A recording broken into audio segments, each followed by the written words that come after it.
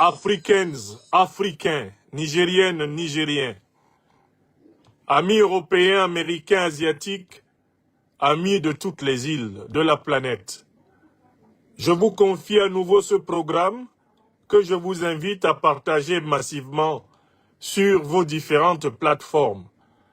Je vous invite à m'accompagner maintenant sur la terre africaine bénie du Niger, où dans le rapport à la terre africaine bénie du Bénin, eh bien, se déroulent des frictions qui sont en réalité une source de renseignements immenses sur le complot néocolonialiste et impérialiste qu'on continue à tisser afin de soumettre le continent africain en ce 21e siècle à une recolonisation intégrale par les impérialistes occidentaux, les néocolonialistes français et leurs suppôts locaux du système mafieux de la France-Afrique. Cette conférence est d'une importance capitale parce que vous verrez qu'il y a une connexion intime entre la crise américano-vénézuélienne et la déstabilisation intégrale de l'Afrique, qui est le chapitre central de l'action de l'OTAN dans notre sous-continent. Voilà pourquoi je vous invite à ne pas oublier d'établir des parallèles entre ce que je vous ai dit en analysant la crise vénézuélo-américaine et ce que je vais vous dire maintenant en analysant la crise bénino-nigérienne. Car en réalité, ces deux crises qui se déroulent sur deux continents différents renvoient à la même problématique centrale. La question de l'hégémonie, la question de l'ordre du monde, la question du contrôle des ressources vitales de cette planète, qui est au cœur de toutes les querelles géopolitiques, géostratégiques, et qui, en réalité, est une question interconnectée. Commençons par l'information apparente, telle qu'elle nous est donnée par la presse internationale. Que nous dit l'information apparente? Je lis ici une dépêche de l'agence de presse africaine APA News qui nous dit Niger-Bénin, les tensions atteignent un point critique. La décision de Niamey d'expulser un diplomate béninois suivi de la suspension des activités de l'ambassade du Bénin ravive les tensions diplomatiques entre les deux pays sur fond de soupçons sécuritaires et des relations déjà dégradées. Les relations diplomatiques entre le Niger et le Bénin traversent une phase critique avec l'expulsion d'un diplomate béninois et la fermeture consécutive de l'ambassade du Bénin à Niamey dans un contexte marqué par des accusations réciproques d'activités subversives. Le ministère nigérien des Affaires étrangères, de la coopération et des Nigériens à l'extérieur a déclaré mercredi 1er janvier Seydou Imourana, premier conseiller à l'ambassade du Bénin, persona non grata. Le diplomate a reçu l'ordre de quitter le territoire nigérien sous 48 heures, selon un communiqué signé par le secrétaire général du ministère. La mesure, justifiée par le principe de réciprocité, intervient alors que les autorités nigériennes ne précisent pas les motifs exacts. Cette décision fait suite à l'expulsion par Cotonou du chef d'antenne de la DGDSE, service de renseignement nigérien, et d'une commissaire de police en poste à l'ambassade du Niger au Bénin, tous deux soupçonnés d'activités subversives selon plusieurs sources médiatiques. Vous voyez, ces gens de l'agence de presse africaine doivent retourner à l'école de journalisme. Ils disent que le Niger a expulsé, eh bien, le premier conseiller de l'ambassade du Bénin au Niger et que le Niger n'a pas précisé les raisons. Or, les mêmes reconnaissent dans le même article que une semaine plus tôt, à peu près, le Bénin a expulsé 2 fonctionnaires de l'ambassade du Niger au Bénin. Voilà des gens qui se contorsionnent pour donner l'information exacte. Tout le monde sait très bien que dans l'épisode nouveau, eh bien, de crise diplomatique entre le Niger et le Bénin, c'est le Bénin de Patrice Talon, le gouvernement de Patrice Talon, à ne pas confondre avec le peuple béninois. C'est le gouvernement de Patrice Talon, gouvernement du Bénin, qui a commencé par expulser des fonctionnaires de l'ambassade du Niger au Bénin. L'expulsion du premier conseiller de l'ambassade du Bénin au Niger est donc tout simplement une réponse du berger à la bergère. C'est la réponse du Niger au Bénin, c'est la réponse du régime du président Abdourahmane Tiani au régime, eh bien, du président Patrice Talon. Voilà ce qu'on appelle être responsable dans la transmission de l'information. Agence de presse africaine, site APA News, réapprenez à écrire correctement l'information. C'est triste qu'à ce niveau de responsabilité, celui que vous vous donnez est une agence de presse africaine, vous ne soyez pas capable de rédiger avec un minimum d'esprit de conséquence. Bon, mais mes chers amis, je vous dis que jusque-là, ce n'est que l'information apparente. Parce que ça, c'est, eh bien, la pointe d'iceberg, la pointe visible qui cache un immense iceberg, eh bien, immergé. Nous ne voyons en réalité que la fumée. Nous n'avons pas encore vu le feu.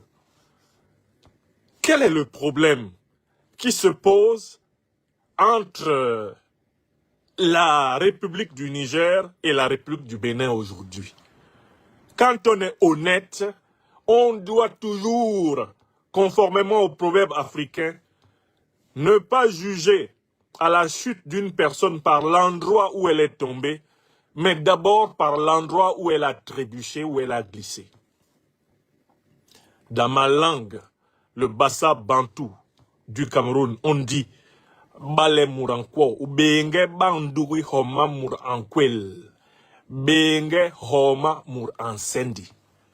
Quand tu vois quelqu'un tomber, que tu veux comprendre pourquoi il est tombé comme il est tombé, ne te contente pas de regarder l'endroit où il est tombé. Essaye d'identifier et de repérer l'endroit où la personne a trébuché, l'endroit où la personne a glissé. Homa Mour Incendi. Donc on ne peut pas comprendre les effets si on n'a pas analysé préalablement les causes. Un effet sans cause relève du mystère. Et cette communication, cette manière de restituer les relations bénino-nigériennes ces dernières années, cette manière de les restituer a pour but d'enfumer l'opinion, de servir en fait le néocolonialisme français, l'impérialisme occidental, qui sont à la manœuvre dans cette affaire, comme je vais le montrer. Donc, dans les relations bénino-nigériennes, il faut d'abord poser de côté les peuples africains, qui sont le même peuple, des deux côtés de la frontière tracée par le colon français. D'abord, ces choses-là qu'on appelle d'une part le Niger et d'autre part le Bénin sont issues d'un tracé de frontières arbitraire perpétré par les criminels racistes, négriers, colonialistes, néocolonialistes et impérialistes occidentaux. Sinon, les peuples africains du Bénin et du Niger appartiennent au même bassin culturel de la civilisation négro-africaine.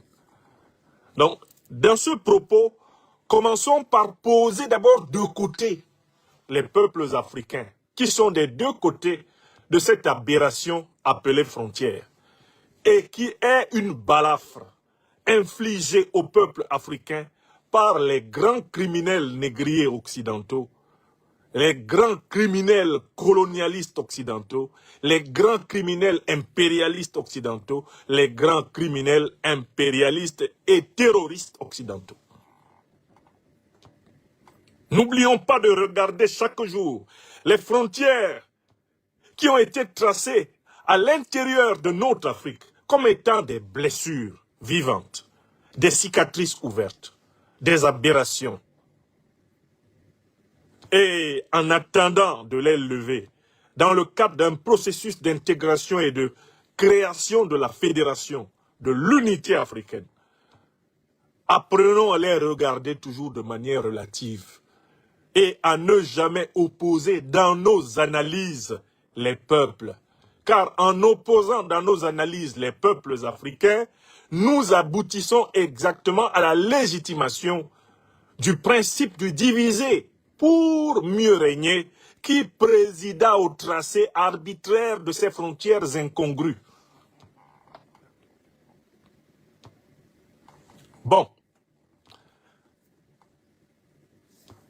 Tant que le Bénin et le Niger demeuraient sous le contrôle direct ou indirect des puissances coloniales occidentales, à la tête desquelles la France et les États-Unis, les frictions que l'on observe aujourd'hui n'existaient pas.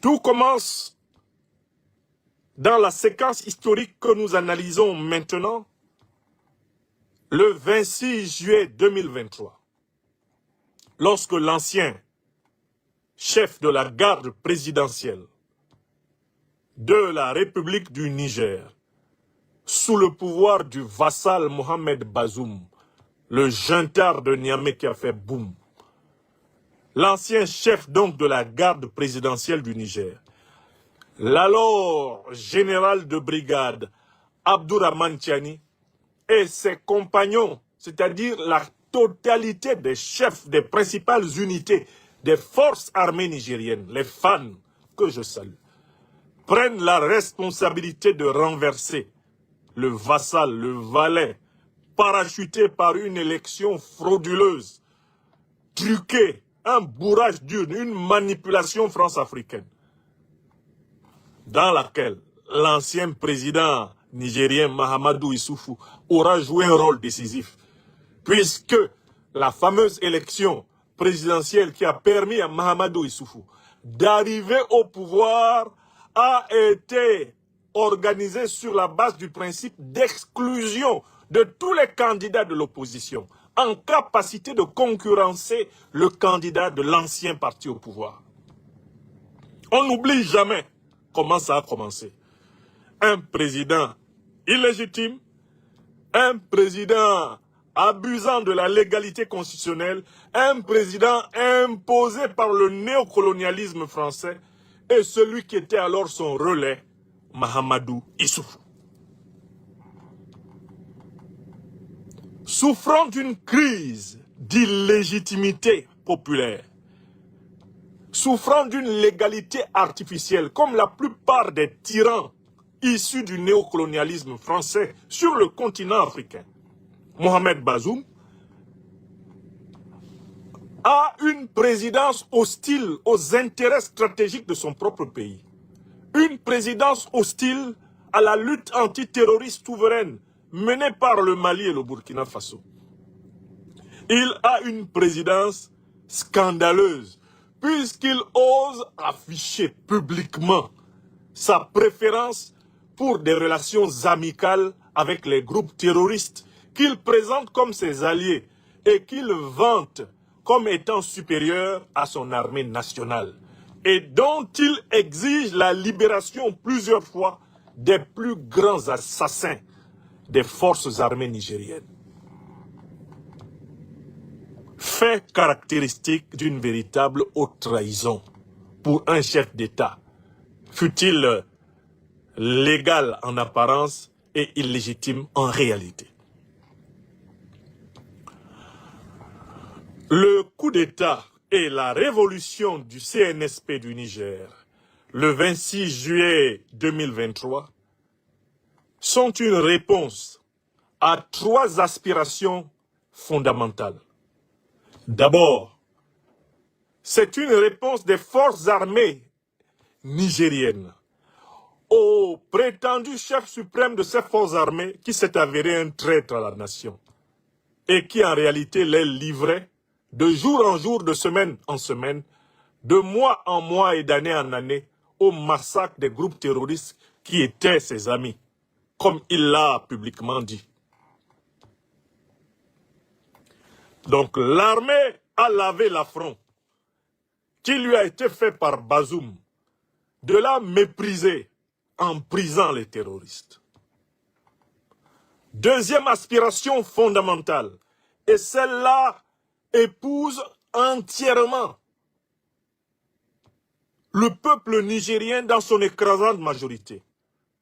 Mettre fin au scandale d'un pays immensément riche du point de vue de ses ressources minières naturelles et immensément appauvri par des décennies de néocolonialisme français, d'impérialisme occidental, de pillage éhonté de son uranium, de son pétrole, de son gaz, de l'ensemble de ses richesses naturelles, principalement par la puissance colonialiste, néocolonialiste française et ses alliés européennes et américaines.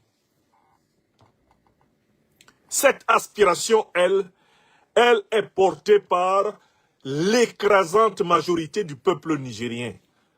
Ces Nigériennes et ces Nigériens qu'on a voulu présenter à un moment donné comme les plus grands pourvoyeurs de groupes de mendiants dans les villes bidonvilleuses, eh bien, de toute l'Afrique.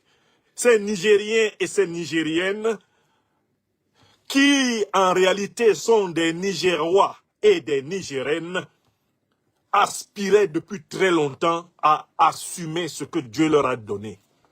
Une fortune immense, un pays monumental, qui est d'ailleurs l'une des plus grandes archives archéologiques de l'Afrique contemporaine, qui est l'un des pays porteurs des traces les plus anciennes de la création de la vie sur la terre par Dieu Tout-Puissant, le Niger.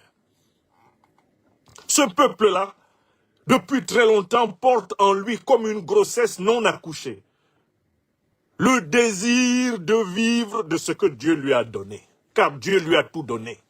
Le Niger ne manque de rien. Et paradoxalement, il était privé de tout. La révolution du CNSP du Niger a sa légitimité morale, sa légitimité spirituelle et historique dans cette aspiration du peuple nigérien à sortir de l'indignité, de la pauvreté infligée, du mépris, à sortir de cette incongruité qui veut que premier producteur d'uranium du sol africain, premier fournisseur réel d'uranium pour la France, ce peuple vive à plus de 70% de sa population dans l'obscurité, dans l'absence d'énergie, alors qu'il inonde la France et inonde le monde à travers une escroquerie, une arnaque absolue, appelée accord de coopération et de défense avec le néocolonialisme français, inonde la France de sa richesse.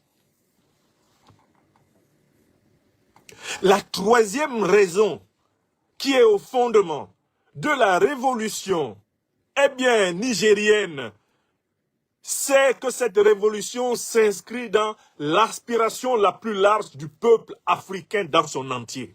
L'aspiration qui est à l'origine de l'ouvrage Africa Must Unite du docteur Francis Kofi Kwame Nkrumah, héros national du Ghana.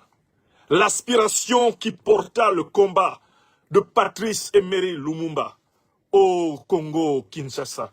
L'aspiration qui était dans les entrailles de Ruben Umnyobe, de Félix Moumié, de Sendea Fana au Cameroun, avec l'union des populations du Cameroun. L'aspiration qui travaillait les tripes de Barthélemy Boganda en République centrafricaine avec le Messane. L'aspiration de Marien Gwabi, de Mandela Nelson, de Sankara Thomas, l'aspiration de Haile Selassie, l'aspiration de Walter Sisulu, de Sam Nujoma, l'aspiration d'Agostinho Neto, d'Eduardo Mondlane, l'aspiration de Samora Machel, de Julius Nyerere,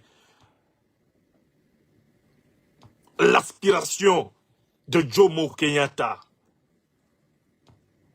Cette aspiration essentielle qu'il y avait dans les tripes de Sylvanus Olympio, de Nnamdi Azikiwe, cette aspiration qui portait le jeune philosophe Omar Blondin Diop, assassiné par Senghor dans les geôles infectes de Dakar. L'aspiration d'Amilcar Cabral, d'Ernest Wandier, de Muammar el-Kadhafi, celle d'une Afrique souveraine.